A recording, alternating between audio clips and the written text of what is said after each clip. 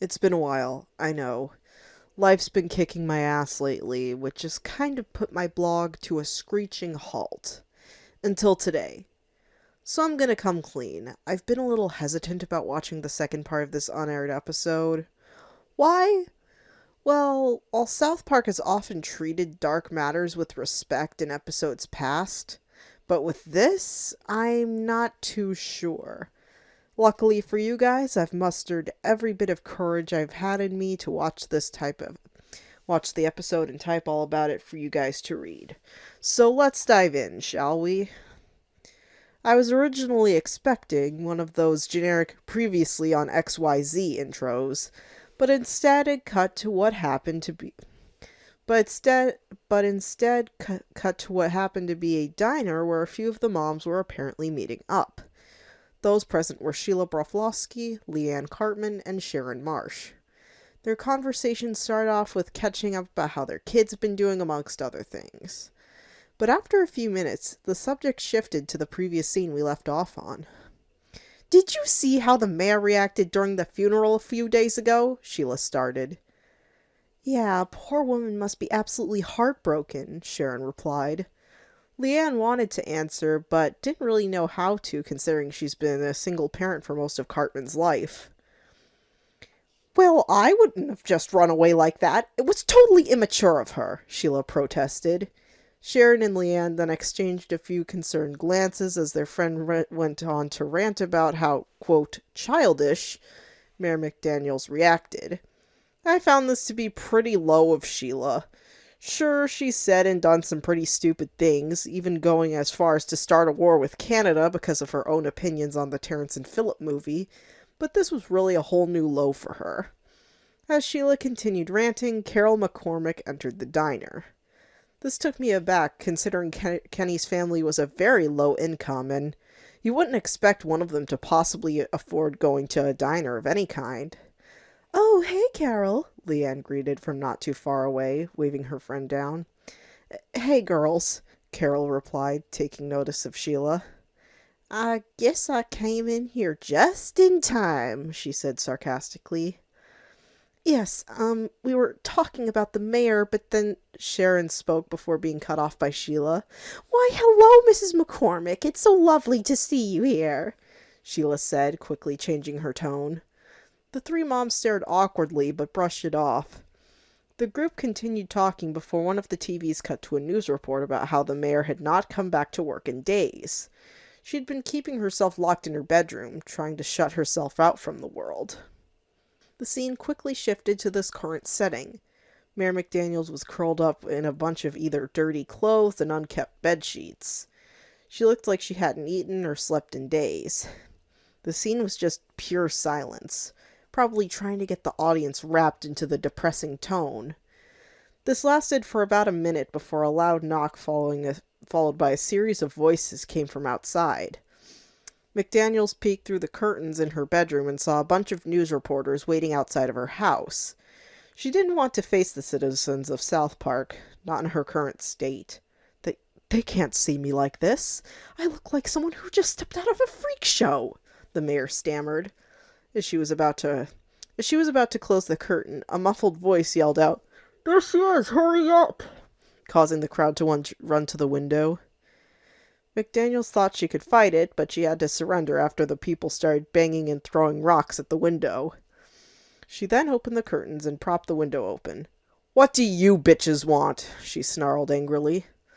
"Mayor, why did you run away at your own husband's funeral?" a reporter asked. "Was he an abusive man and you couldn't just face him one last time?" another chimed in. "Well, I..." But as she stuttered, we're treated to various shots of people in the crowd taking pictures of her makeup-stained face. The audio went muffled before blacking out. I thought this was the end of the episode at first, but it faded to Kyle's house seconds later. The scene opened up with Kyle and Ike watching TV together. Their show was interrupted by a news report that took place seconds ago, with footage of the mayor's face during one of her deepest moments in life. "What the fuck is wrong with these people, Ike?" Kyle scoffed, seeing how equally upset Ike was. A baby wouldn't understand this sort of circumstance, so his older brother had to further elaborate. The world isn't always a nice place, Ike. And the assholes over the news station are trying to invade the mayor's privacy. It isn't right. She should have the right to grieve on her own accord, Kyle explained. Gerald suddenly entered with a giddy look on his face. Hey, Dad, Kyle greeted with a hint of cheer in his tone, while still thinking about current world events. Boys, you will not guess where Daddy and his friends were a few minutes ago, Gerald replied, pulling out his cell phone. What is going on out here? Sheila asked as she stepped out into the living room, holding a plate in her hand. I was just at the mayor's house with Randy and Mr. McCormick earlier, and oh my god, the amount of people in that crowd was insane, Gerald explained, quickly turning on his phone. Kyle's interest slowly boiled into pure anger. Kyle? Ike stammered.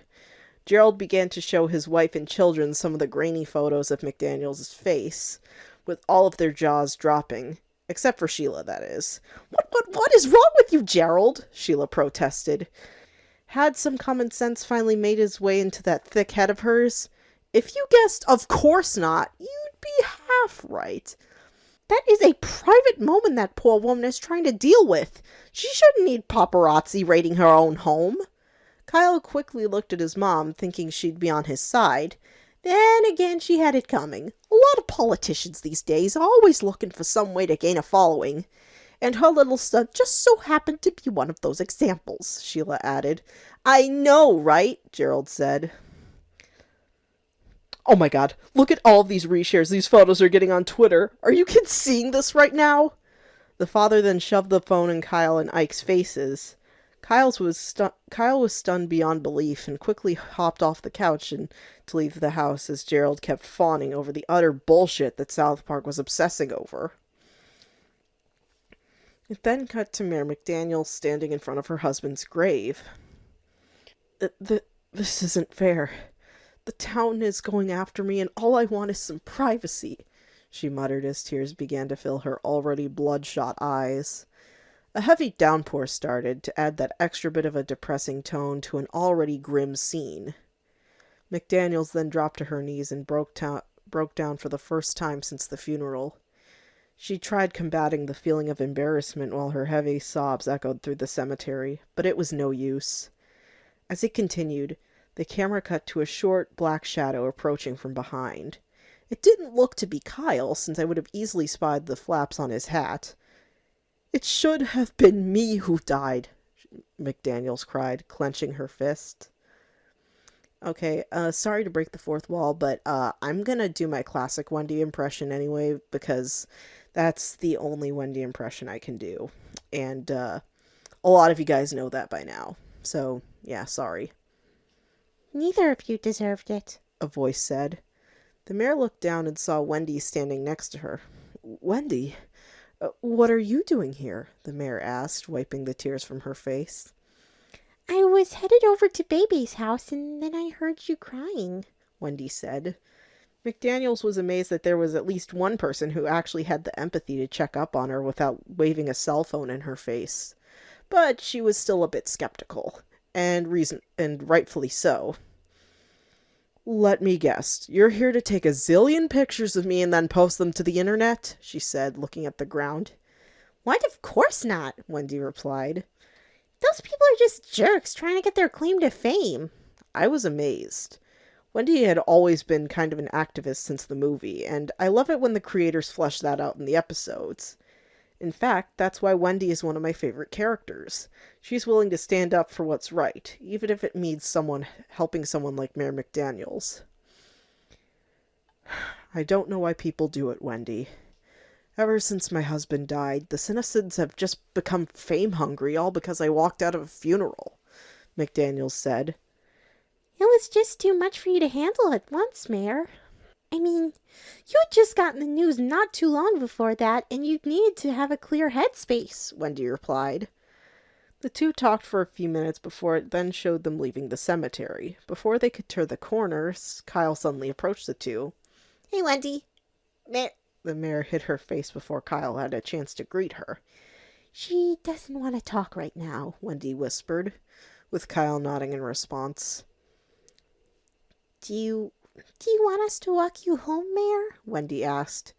McDaniels was about to say no, but fearing the paparazzi, she caved in and agreed. The last scene abruptly cut to the morning. McDaniels had finally gotten a good night's rest for the first time in a while. Her morning was going peacefully before, you guessed it, a huge flash mob was waiting outside. "Oh, for crying out loud," she grumbled, grabbing a megaphone from the side of her bed. It then showed a group of the fame-hungry people outside, each sharing photos they took on their phones. "Look at this one, guys," Randy said, chuckling. "Oh my God," Gerald replied. "I haven't seen somebody so hot since my wife and I first got married," Mr. McCormick added, locking eyes with the photo.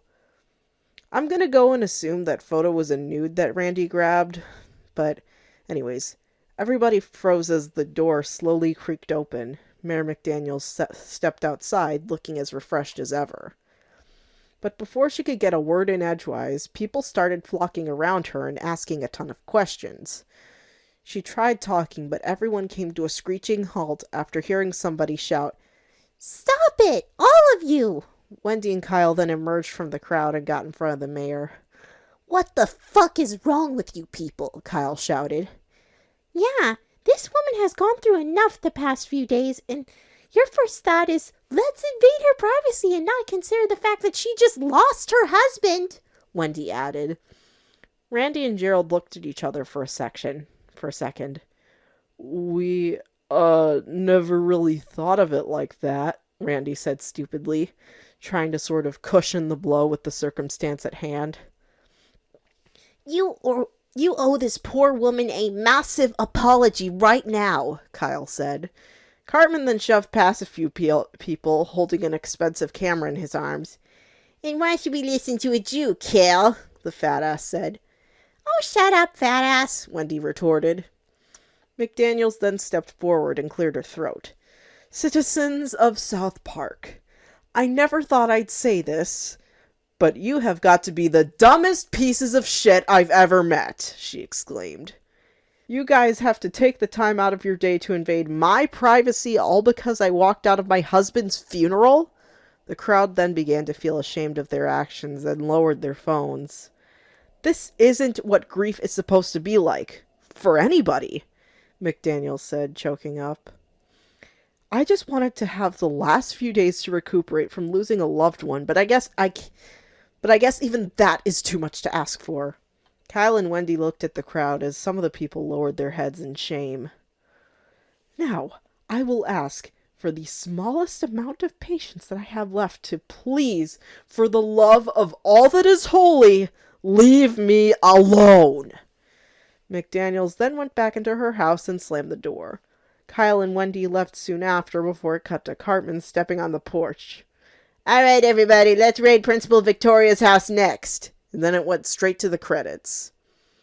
I honestly don't know how to feel about the second half of this two-parter. On one hand, the topic of how stupid people can be trying to invade a celebrity's privacy can be absolutely sickening, even though this was already done in the Britney Spears episode. But on the other hand, the ending with Cartman telling the crowd to hunt down Principal Victoria was pretty funny. I'm glad Matt and Trey actually acknowledged her existence to begin with. Looking back on it now, I can kind of see why this episode was never greenlit, since the limits of what people consider acceptable in terms of humor has very much changed. And the most likely is that Mary Kay's family requested to not have this episode aired due to its dark tone.